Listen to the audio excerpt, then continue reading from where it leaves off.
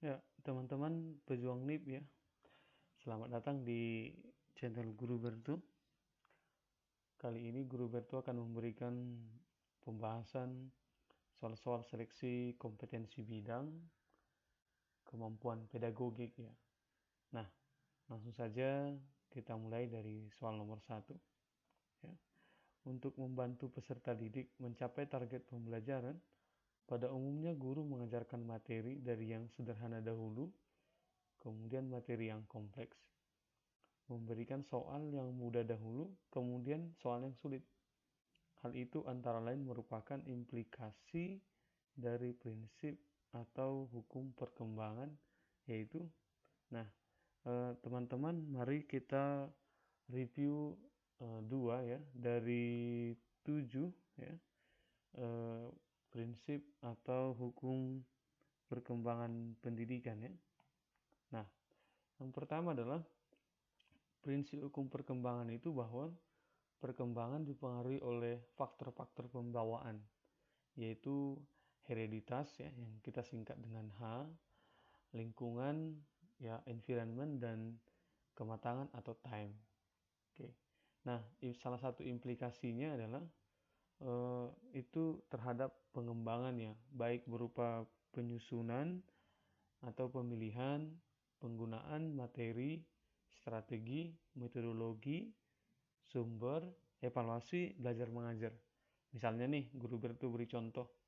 Ketika guru akan membelajarkan matematika kepada peserta didik SD, maka pemilihan aspek-aspek di muka hendaknya memperhatikan tingkat kemampuan kognitif peserta didik dan tahap perkembangan kognitifnya. Umumnya peserta didik masih berpikir konkret, sehingga harus diberikan contoh-contoh yang sesuai dengan taraf pemahaman dan pengalaman yang sudah dimiliki oleh peserta didik. Oke. Nah, kemudian kita lanjut ke prinsip atau hukum perkembangan yang kedua ya. Nah, sesuai prinsip atau hukum perkembangan itu, proses perkembangan itu berlangsung secara bertahap. Oke, progresif, sistematik, dan berkesinambungan. Nah, implikasinya adalah untuk program atau yang kita sebut sebagai kurikulum pembelajaran disusun secara bertahap dan berjenjang dari yang sederhana menuju kompleks, dari yang mudah menuju sukar. Nah, sistem belajar mengajar diorganisasikan. Nah, kemudian mastery learning untuk belajar tuntas dan continuous progress ya, atau maju berkelanjutan. Nah, dari penjelasan tadi kita sudah bisa menyimpulkan ya bahwa jawaban untuk soal nomor 1 adalah A ya. Oke, A. Nah, kita lanjut ke soal nomor 2 ya. Soal nomor 2, anak usia sekolah dasar berada pada tahap perkembangan kognitif operasional konkret. Menurut teori Piaget, salah satu kemampuan anak yang penting pada tahap ini adalah mampu mengurutkan benda dari yang terpanjang ke yang terpendek.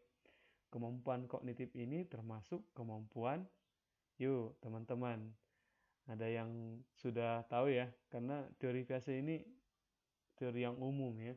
Nah, tapi untuk lebih jelasnya, mari kita bahas masing-masing opsi ya. Oke, kita mulai dari opsi yang A ya, konservasi. Nah, konservasi ini adalah salah satu istilah Piaget ya untuk kemampuan anak mengenali bahwa sifat benda tertentu, eh, padat, isi, jumlah dari benda-benda itu tidak berubah walaupun terdapat perubahan rupa pada benda itu. Nah, misalnya langsung contoh saja ya. Misal untuk menguji kemampuan konservasi, guru dapat memberikan tes volume atau volume. Nah, sediakan dua gelas ukur yang sama, gelas A dan B, dan diisi dengan volume yang sama. Lalu salah satunya, yaitu gelas B, isinya dipindahkan ke gelas ukur C yang bentuknya berbeda. Mungkin lebih tinggi dan kurus misalkan gitu ya. Maka anak yang berada pada tahap praoperasional akan menjawab air yang ada di gelas ukur C lebih banyak. Nah, sedangkan untuk anak usia sekolah dasar pada tahap kognitif operasional konkret ya, harusnya menjawab atau memahami volume air pada gelas ukur itu sama, ya. Ini penjelasan dari istilah konservasi. Nah, kemudian yang kedua, menurut Piaget ya, kemampuan perkembangan kognitifnya klasifikasi ya. Klasifikasi itu bisa kita definisikan sebagai kecakapan anak melihat secara logis persamaan-persamaan atas suatu kelompok objek dan memilihnya berdasarkan ciri-ciri yang sama. Ya, contoh nih teman-teman, kemampuan dalam klasifikasi. Peserta didik atau siswa di kelas awal misalkan diminta harus dapat mengurutkan benda berdasarkan ukuran panjang dan memberikan benda nyata. Misalkan kita berikan tongkat kayu, dia bisa bedain mana yang terpanjang atau yang terpendek. Yuk, lanjut terus ke opsi yang C ya. Nah, untuk akomodasi ya, akomodasi itu merupakan salah satu teori biasa ya dalam teori perkembangan kognitif ya. Oke, nah akomodasi terjadi ketika anak harus menyesuaikan diri dengan informasi baru. Nah, guru Bertu beri contoh nih. Contohnya ketika lebih lanjut menekan tombol-tombol pada keyboard komputer ya, dan ia melakukan kesalahan. Kemudian ia menyadari dia membutuhkan bantuan untuk mempelajari cara mengoperasikan komputer dari orang lain, mungkin dari gurunya gitu ya, mungkin dari teman gitu ya. Nah, penyesuaian dilakukan anak dalam pendekatan ini menunjukkan kesadaran akan pentingnya mengubah kerangka berpikirnya atau akomodasi ya, di mana anak tersebut harus bisa menyesuaikan diri dengan informasi baru. Nah, bagian yang terakhir, ya maaf ya, itu bagian D, asimilasi ya. Nah, asimilasi itu memasukkan pengetahuan yang baru ke dalam pengetahuan yang sudah ada.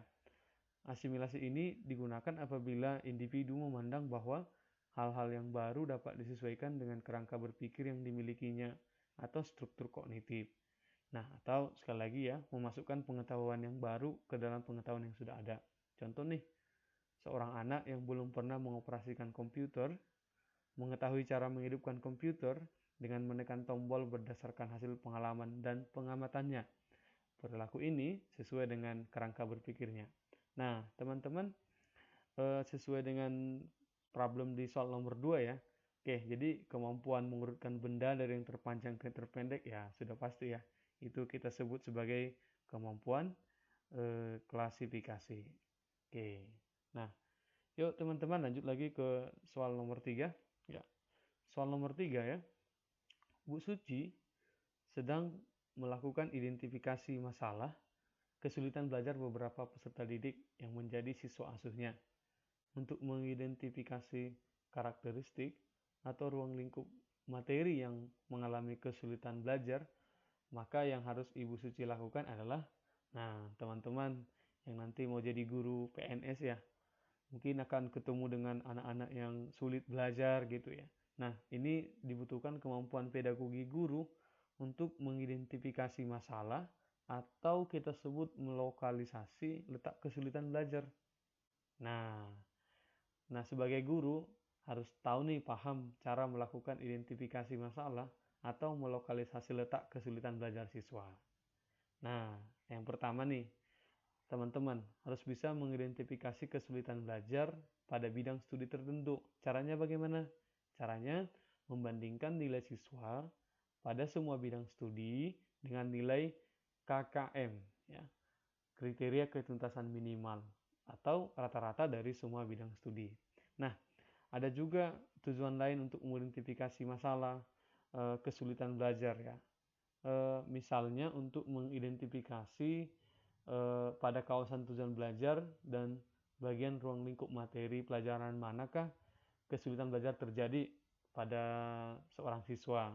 Nah, bagaimana kita tahu bahwa misalkan anak tersebut mengalami kesulitan pada lingkup materi suatu pelajaran ya. Caranya adalah dengan menganalisis lembar jawaban siswa pada tes ulangan tengah semester atau akhir semester. Nah, dapat pula pelaksanaan evaluasi reflektif ya atau formatif. Nah, bisa juga cara yang terakhir adalah dengan pre-post test ya. Bila belum ada tes diagnostik khusus. Oke. Nah, dan yang ketiga, cara melakukan identifikasi masalah kesulitan belajar siswa itu bisa dengan menganalisis catatan proses pembelajaran. Untuk mengetahui kesulitan belajar pada aspek-aspek proses belajar tertentu dilakukan dengan menganalisis empiris terhadap catatan keterlambatan penyelesaian tugas atau soal.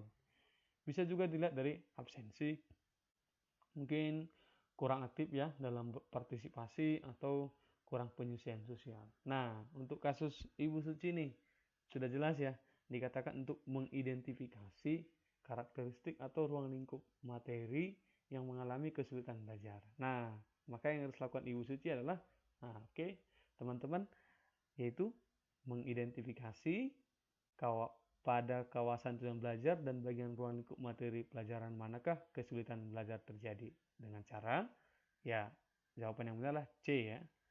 C yaitu menganalisis lembar jawab ulangan peserta didik. Yuk lanjut lagi teman-teman ke soal nomor 4 ya. Soal nomor 4 masih tentang kesulitan belajar ya. Nah, Gina termasuk anak yang cepat belajar. Prestasi belajarnya hampir pada semua bidang studi di atas KKM, kriteria ketersediaan minimal. Namun, Gina sering mendapat nilai di bawah KKM pada bidang studi menggambar, keterampilan, dan materi pelajaran menulis. Berdasarkan identifikasi faktor penyebab kesulitan belajar Gina, diduga disebabkan oleh yuk. Mungkin teman-teman ada yang sudah tahu? Oke, tanda. Coba kita lihat opsi satu ya. A. Kemampuan motorik halusnya belum berkembang baik. B. Tingkat kecerdasan di bawah rata-rata. C. Sikap negatif terhadap keterampilan dan menggambar. D. Kurangnya menyukai mata pelajaran bahasa. Nah, sekilas ya, kalau kita lihat pilihan jawabannya hampir-hampir mirip ya, hampir-hampir mirip dan benar gitu ya. Nah, teman-teman jangan terjebak dengan tipe soal yang seperti ini. Meski tampaknya mudah, tapi ada baiknya kita melihat teorinya dulu ya. Oke, nah ini ada kaitannya dengan perkembangan motorik ya pada anak usia sekolah dasar. Nah, keterampilan motorik dapat dikelompokkan menurut ukuran otot-otot dan bagian badan yang terkait, yaitu keterampilan motorik kasar dan halus. Yuk kita tinjau lagi yang dimaksud dengan keterampilan motorik kasar ya. Yuk teman-teman. Nah, motorik kasar atau keterampilan motorik kasar meliputi keterampilan otot-otot besar, lengan, kaki, batang tubuh seperti berjalan, melompat, dan berlari. Nah, untuk motorik halus ya, itu meliputi otot-otot kecil yang ada di seluruh tubuh seperti menyentuh, memegang, menulis, dan menggambar. Nah, untuk kasus Gina ya, yang mendapat nilai di bawah KKM, itu pada bidang studi menggambar ya. Ini pada bidang studi menggambar, keterampilan, dan materi pelajaran menulis ya. Jadi itu kaitannya dengan motorik halus.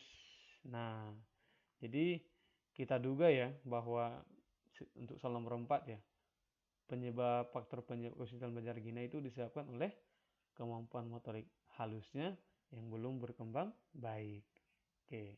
Nah kita lanjut ke soal nomor 5. Ya.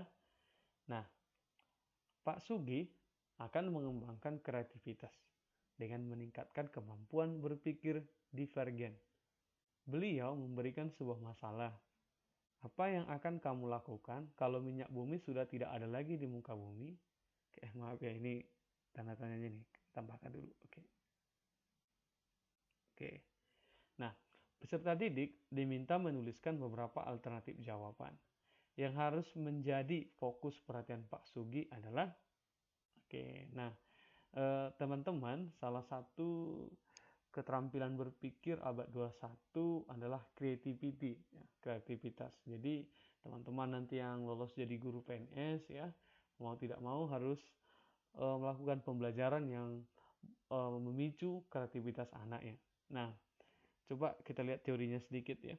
Nah, kreativitas itu mengarah ke suatu penciptaan yang baru, berbeda, unik ya.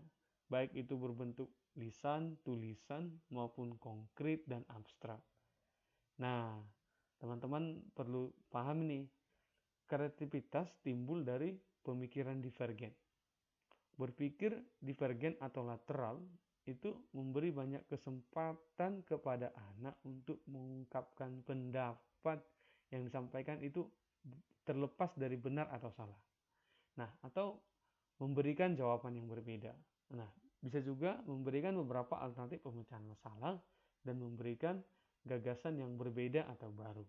Nah, kalau Pak Sugih di soal nomor 5 itu memberikan pertanyaan dan anak diminta untuk menuangkan ide-ide gitu ya, beberapa alternatif jawaban, maka yang harus menjadi fokus perhatian Pak Sugih ya, sesuai teori tadi ya, untuk kreativitas ya pasti jawabannya ya A ya, itu banyaknya alternatif ya, alternatif jawaban. Nah, sekian dulu untuk kemampuan pedagogik ya untuk perkembangan peserta didik ya. Nah, nantikan ya teman-teman soal-soal berikutnya untuk kemampuan pedagogik masih di channel yang sama, channel Guru Berto.